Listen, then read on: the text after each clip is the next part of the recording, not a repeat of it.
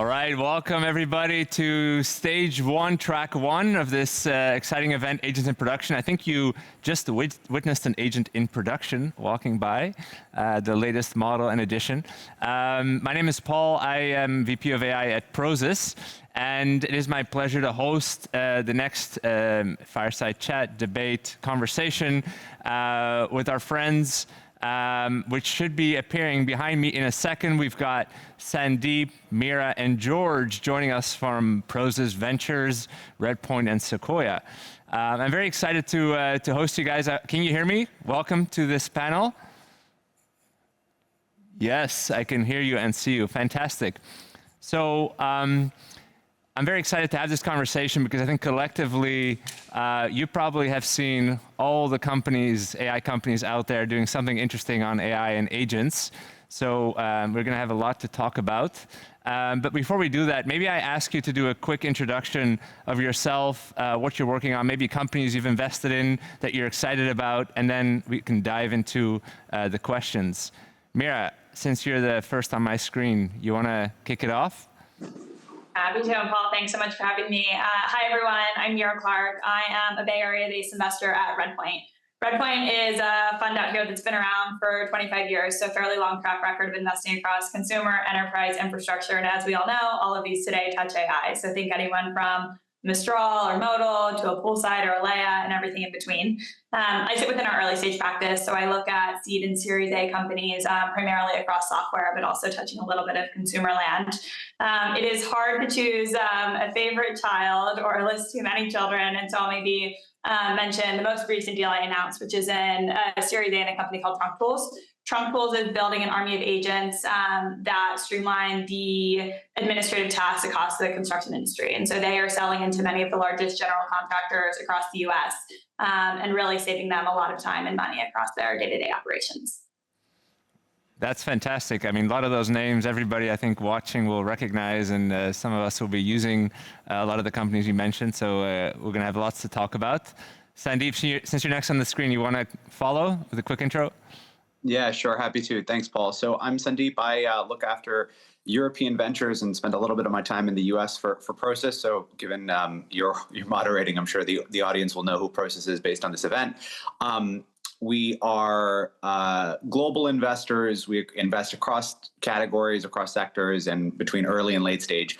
I spend most of my time focused on our early stage investment practice. And some of the more recent investments that we've done in the space that would be relevant for the audience are companies like Cordy in the healthcare space, Martian in the infrastructure space, and also Emma in the agent space. But yeah, very excited to be here. Great, thanks for joining, George. Yeah, hi everybody. I'm George. You can probably tell from my accent. I'm British, based in London at Sequoia. That's kind of novel because we opened an office in London about 4 years ago. Sequoia, we do everything from pre-seed to pre-IPO investing. You know, we were early investors in companies like NVIDIA, Apple, Google, organizations that have gone on to be pretty seminal in obviously the AI space.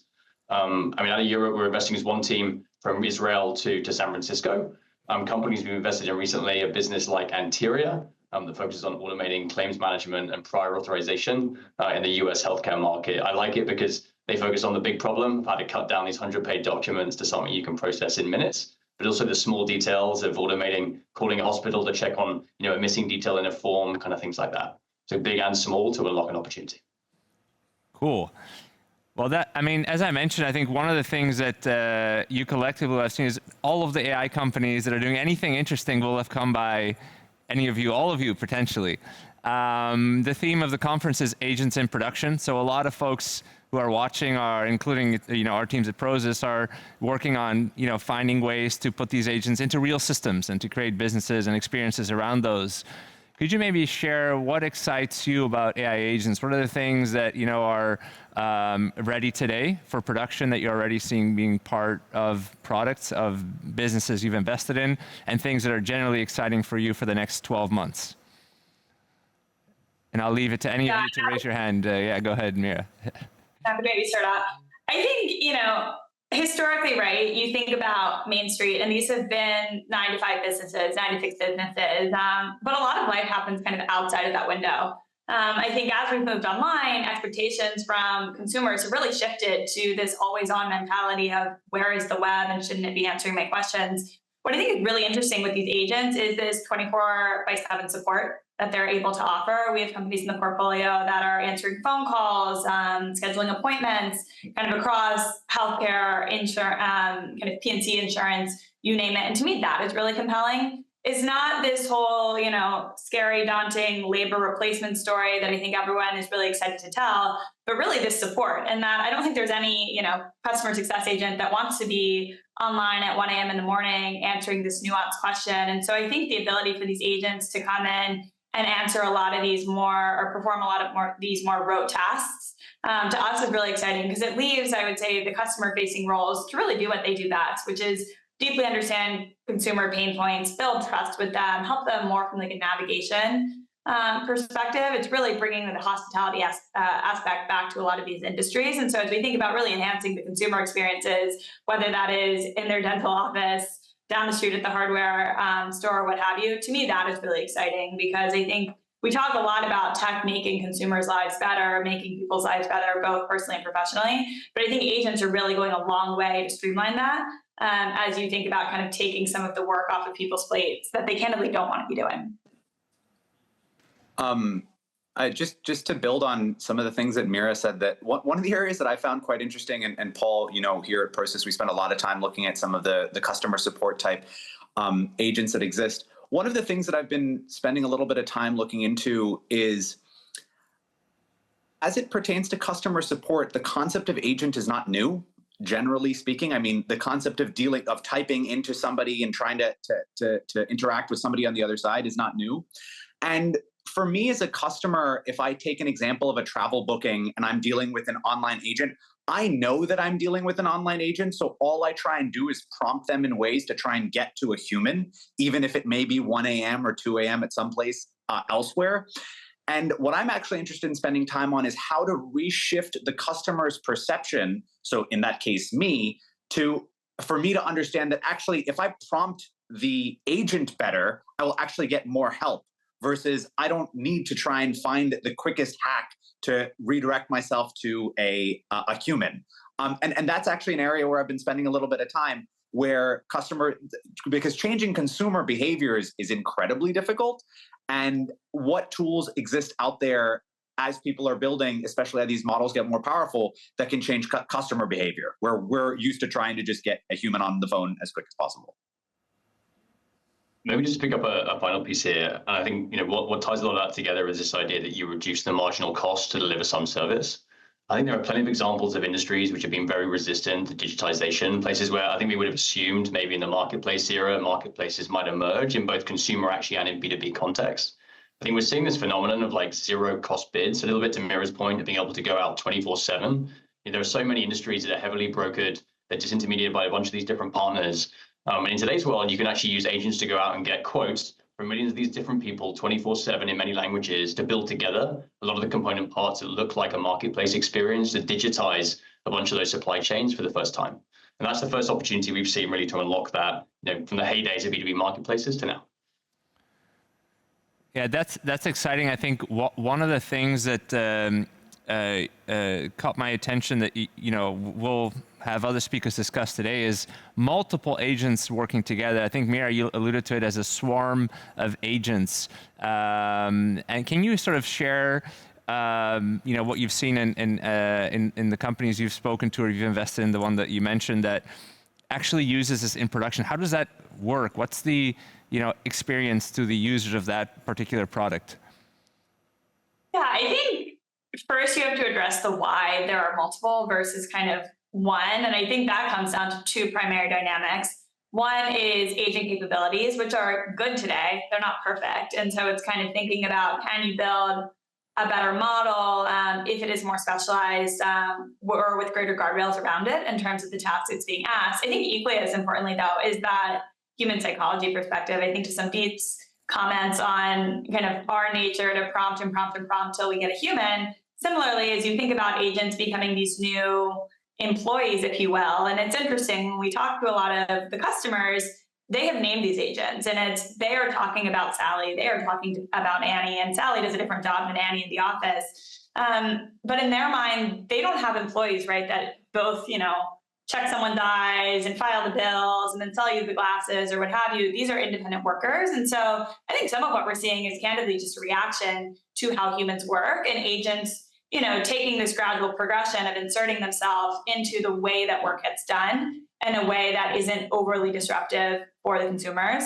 In terms of what that means with these companies, I think a lot of it also comes down to this almost element of AI overwhelming them, and this idea of, okay, if I open a ChatGPT window or a Gemini window, I can ask this thing anything and everything, and I don't know where to start.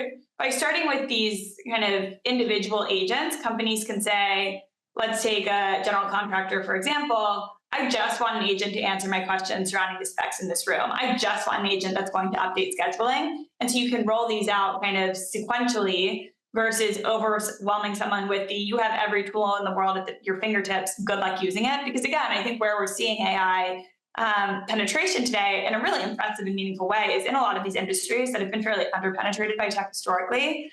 And so the willingness to change or the eagerness to adopt is just quite different than if you're selling into a developer sitting in San Francisco or London or New York. With George, Sandeep, I don't know if you guys are seeing things that are dramatically different. I think you put it beautifully. I think this idea of finding the right form factor for it to start to be activated in companies, I think, is critical. I think the nice thing is for a lot of those processes, playbooks exist that, as you said, humans already follow day to day. And I think you can start with something that is relatively granular, some like accessible atomic unit. But I think what's really interesting is you're starting to see agents having quite sophisticated fallbacks. Right? We have instances now where a company like Expo in our portfolio that focuses on automating pen testing. Right? Pen testing is in some ways kind of an iterative exercise. You do it typically, pretty infrequently as a company because it's expensive, it's quite services driven. Now you can start to change the relationship you have with that kind of service provider if you're using something like an agent. And to run that process, you obviously need to continue to try different approaches on the same infrastructure over time as different threat vectors evolve. And it just changes the way you think about consuming that end service. I think just the only thing that I would add, again, building on something Meera said, is that what exists today isn't perfect. And the question of what level of perfection or how accurate do we need to have, as you have, maybe one that's 90% and the second that's 70% and the third that's 60%, what level of accuracy? And I think it's predicated upon what industry you're servicing and where you have the ability to accept a lower level of accuracy. So I think that's one thing that we're spending a lot of time trying to think about.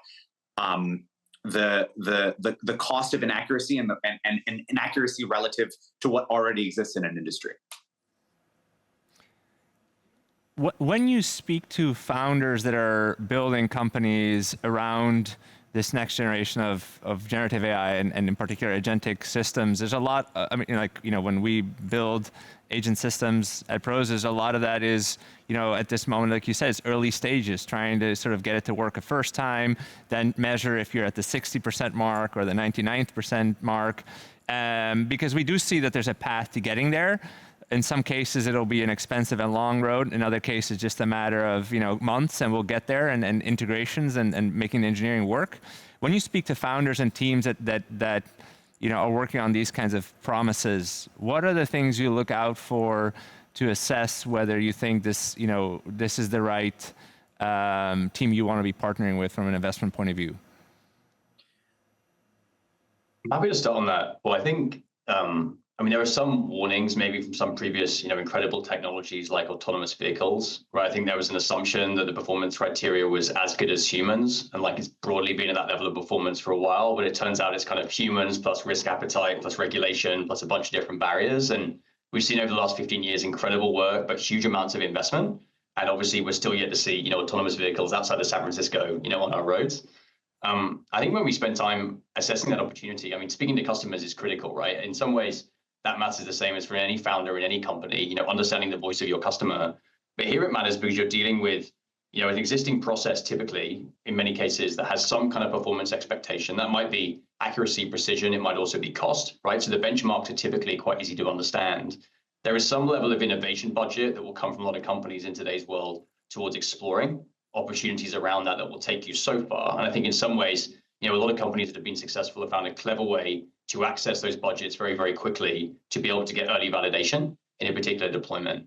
But I think the really crucial thing is actually to speak to people that are building the foundational infrastructure, because for some of these iterations of these models, the performance might not be sufficient. In some ways, history has shown us it takes exponentially longer and is exponentially more expensive for every incremental percentage point of performance you eke out. And in some cases, that means we might be able to get there and we're 6 months out, 18 months out. And in some cases, it might be years, right? And the timing you have as an early stage company, that really matters.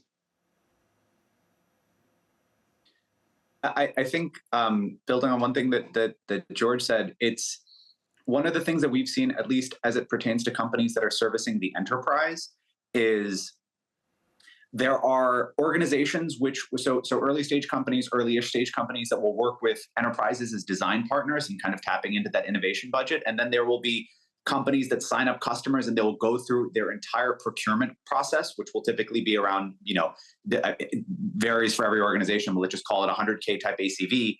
And once you go through those processes, they've really been tried and tested to ensure that it fits, regulation, compliance. Is there a clear need? Because the large enterprises, it's very complex for a company to go through a large organization's procurement process. So we will take for earlier stage companies, we'll take some validation through companies that have gone through that. You mentioned, George, that getting up that sort of accuracy curve and sort of getting to whatever the required threshold is, if it's 90% or 95% accuracy. I don't know if there's been some noise recently on the fact that we may be plateauing in terms of performance of some of these models, where some of the big labs are allegedly seeing a sort of diminishing returns on investment in getting these models to the required accuracy levels to get them to execute the tasks with a certain amount of improvement, right? Reasoning capabilities, planning, and so on. Is that something that you are in any way seeing or noticing or paying attention to? Or is there sufficient runway, let's say, on the existing capabilities that we already have out there today with existing models to build on top of, and you're not necessarily dependent on the success of, let's say, the next generation of models to get those businesses to become viable? I think it's a wonderful question. There's so many moving pieces as part of that ecosystem, though, right? You have obviously the performance of the base models and how they've been evolving. You have this incredible proliferation of open source models. You have multimodality showing up in ways that are quite unexpected. I mean, who would have thought that actually some of the biggest improvements you see in computer vision deployed in industrial manufacturing actually come from prompt engineering, right? And LLMs being overlaid on top of traditional vision models. That's something that I definitely didn't foresee, and it's something we hear from a lot of our founders being a kind of surprising expected performance uplift. Second thing, though, is all the tooling and the data pipelines around it just continue to improve immeasurably. So the ability for a wider pool of people who are potentially less specialized in one particular domain to have more strength to wrangle the performance of some underlying model has just improved exponentially over the last 18 months. So I think if you look at it, the base model performance is one thing, but all of that ecosystem of tooling around it means we've got a long way to go. Yeah, maybe to double click on that, I think the data point is a particularly important one. I think it's easy to look at certain sectors where you say, okay, OpenAI has about as good a performance as anyone else because they have access to all the data. There are many industries out there, right, where this data is not publicly available. And so kind of the larger model providers haven't been able to train on it. I think healthcare is a very obvious one. Construction is a very obvious one. But there are quite a few others. And so as we sort of think about the industries that we're going after, those are particularly interesting for us because I think that's where you still can drive a pretty meaningful delta by getting more data kind of into the systems and to train on. So if maybe taking on a little bit of an experiment based on the previous conversation, I don't know if you were listening to some of the fireside chat between Euro and Tom from Hugging Face, where the statement was made, well, if you just stop all technology development today, right, we still have 15 years of technological dividend to build viable businesses on top of.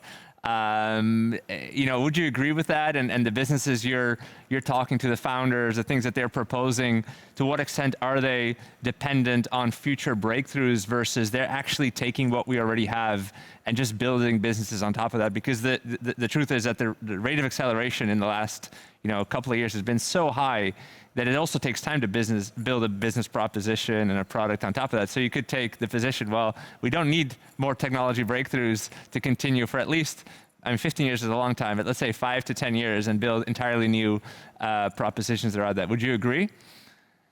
Yeah, I wish I had been listening to more of that conversation. It's earlier in San Francisco, so I missed it. In some ways, I would take the other side of that argument, and it's not from a performance perspective. Where I have concerns for some of the businesses we're seeing really comes down to the cost. And so, okay, performance improvement aside, I think there's a question of when do these business models shift to being long-term viable? And given the cost structure today, many, if not most of them, are not. So that concerns me. But George, Sandeep, I don't know if you would think about it differently. Yeah, it's interesting. I think that for us, there are definitely those businesses that currently have an incredibly high cost base, or the unit economics don't quite make sense, so they're predicated upon models either becoming cheaper. That being said, I think for some of the businesses that we've seen or we have invested in, particularly those, to Meera's earlier point, that have been built on top of their own proprietary data, those have the ability to continue to accelerate, especially because there's so much friction to get into some of those industries. So there continues to be an opportunity to penetrate into that market. But it's definitely an interesting debate, because currently, to Meera's point, there's just a lot of things that are prohibitively expensive. So I'm glad I'm not a fortune teller. And maybe just to pull, I guess, a slightly different thread, AI doesn't give you distribution, right? It might give you an incredible value prop that allows you to have some wedge into some large market opportunity. But broadly, you still need to keep pushing, right? If you want to build a platform and to kind of endure in the long run. And I think it really matters depending on the dynamics of your market. I mean, you come up against, in some cases, legacy incumbents who are incredibly unautomated, in some cases, pretty poorly digitized. And that's just ripe for automation and disruption from a company. I think you also need to think about, who are you really competing against? And are there sort of next generation players that are 2018, 2020 vintage companies with high product velocity and already pretty widespread distribution? And thinking about the right strategy to take on a business like that is very different from a 1980s, legacy incumbent. Right. No, it takes more than an LLM to build a business, right? So you need to put it in the market and make money. Just to build on the economics piece here, I think we'll talk about that, I think, in some of the sessions later. But we recently looked at the cost per token generated over the last 2 years, right? So we've been building in this space for several years now, and looked at what the drop had been. And so we took the baseline of the most powerful model exactly 2 years ago, November 2022, which was GPT-3 Da Vinci, and it cost $20 per million tokens to generate tokens. And now that has dropped to the equivalent model in terms of performance, the closest GPT-4o, which costs 0.24 cents for that same amount of million tokens. So you're talking about a 2 order of magnitude drop, 98% drop in about 2 years. At the same time, as we build our own agents, obviously, we're testing and experimenting with a lot of stuff inside Prosus. We've been looking at the costs over the last couple of months per question that our agents are answering. And while you see a tremendous drop in the actual cost per token, because we're building agentic systems, they are calling the models many more times. They're requiring many more tokens that per token are more expensive as well. And so actually the cost per question that we're answering went up, right? About 25%, right? So it's not a 2 orders of magnitude increase, but so it's sort of an interesting and very hard to budget for world, because on the one hand, the costs come down per token, but you're requiring more tokens to do things, especially in an agentic future. And so as we talk about agents in production, getting it sort of to become viable is hard, and definitely hard to predict. But maybe to build on that idea, so do you see a fundamental shift in the underlying business models? Because when they are predicated on calling large language models, the marginal cost to create value, to have an interaction with the user, to drive engagement is not zero, right? So the cost of engagement, or let's say the volume of engagement is directly correlated with the cost, because every time you have a user interacting with your product, you're obviously paying for those tokens in some way. Do you see the economics changing of the businesses you invest in? Are these variable marginal costs indeed now, scaling or harder to scale on top of? Are the sort of gross margins changing for businesses that try and scale? How do you think about that?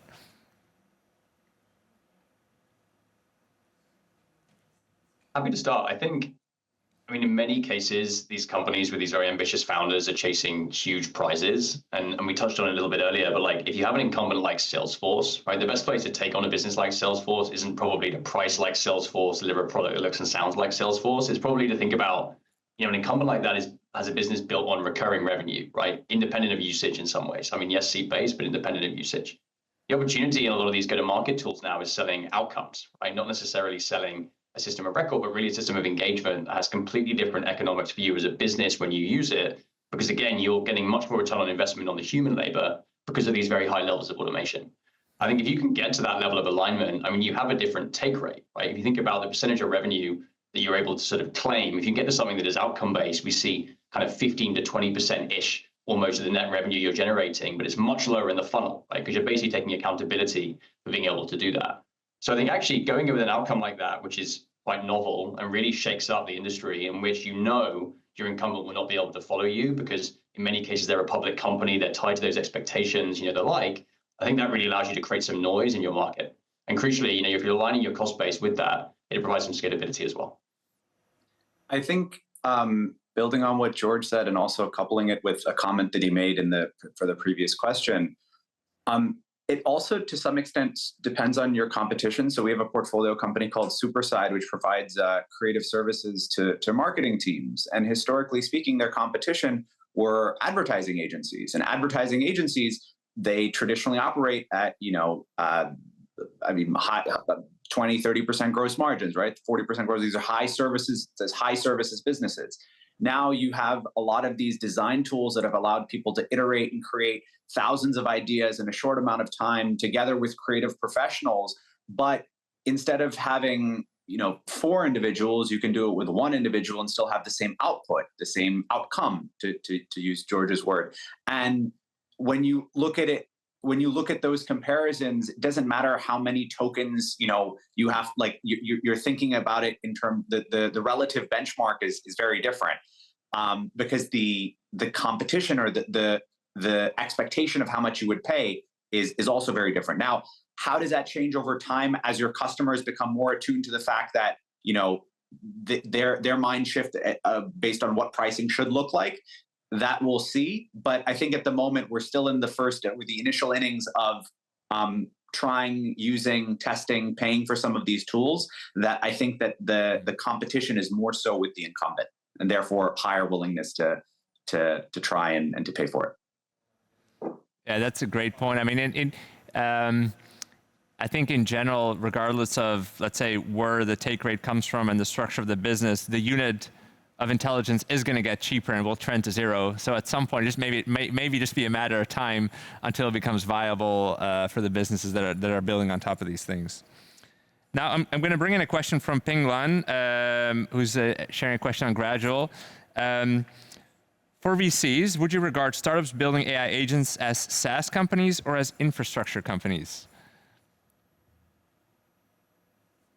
I feel like that's a $1 trillion question. It depends who you ask, and I think the answer is candidly evolving. I think maybe just looking at Redpoint anecdotally as a fund, we historically had, call it majors and minors as investors, and some of us would look at consumer, some would look at SaaS, some would look at infrastructure. I would say over the past, call it 12 to 18 months, that model has entirely been blown up. And traditionally, consumer investors are looking at infrastructure because it's infrastructure, API businesses, powering consumer experiences. You're looking at infrastructure investors looking at, a lot of these consumer companies because they come with a network as it relates to kind of the researchers that are building them. And so I think you are seeing at many funds, maybe not all funds, but this reversion to more of this like generalist mindset. Again, coming with opinions or subject matter expertise in specific domains or across specific themes in terms of taking a point of view on where the world is headed. But I feel like the business model itself is something that investors today are a little bit less focused on, at least from my vantage point or from where I'm spending time. I think from our perspective, it's who is your end customer and how used to buying software are they? And how, like, what budget are you tapping into? What's their alternative? So if you're selling something to developers that who are typically speaking used to buying software, used to buying products like this, versus selling to something to somebody in the construction industry, to use the trunk tool as example, those are very, very different, and those have very different sales motions. Or to use George's comment earlier, have very different distribution mechanisms. So that's kind of how we try and think about this. How are you acquiring these customers? What budgets are you tapping into versus trying to use a SaaS or an infrastructure type moniker to it? Anything to add, George? I see you're nodding. Okay. No, nothing to add. I think that's exactly right. Great. So we're almost out of time, but since we've been talking about predictions and the way the world's going to look in a year, maybe we can do a closing round or a wild prediction that you may want to share about the future of AI companies and the AI industry for all of the folks watching to keep an eye on for the next 12 months. I'm happy to start. I mean, I come from a fintech background. There's a big problem statement of like the last 15 years has been designed around two-factor authentication and thinking about protecting people from having their card details stolen by people making payments without their consent. I mean, in the future, it's inevitable that we'll have agents paying agents. We'll have agents paying humans, probably to procure work for more complex workflows. And we need to find the right structure, the right infrastructure, but also the right regulation to enable that. Maybe double clicking on what will change. I think we are very excited and intrigued by how the atomic unit of interaction will evolve. Today, much of our back and forth with these agents are through chatbots. I think we're seeing a lot of voice popping up, but whether it is avatars, infinite canvases, or something else entirely, I think we're seeing a lot of experimentation, and we are very excited to see, how those interactions will change over the coming quarters.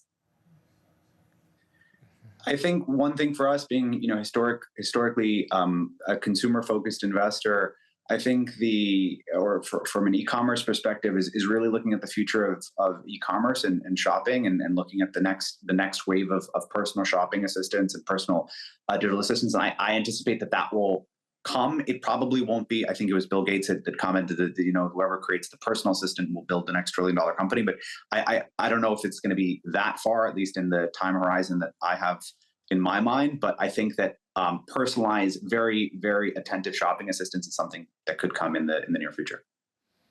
Very exciting. Well, I know that for a fact that a lot of the speakers we have for the rest of the day are actually working on making some of your predictions come true. So hopefully they're successful and that becomes reality, and we'll be able to check in 12 months. In the meantime, thank you very much, Meera, George, Sandeep, for joining us today.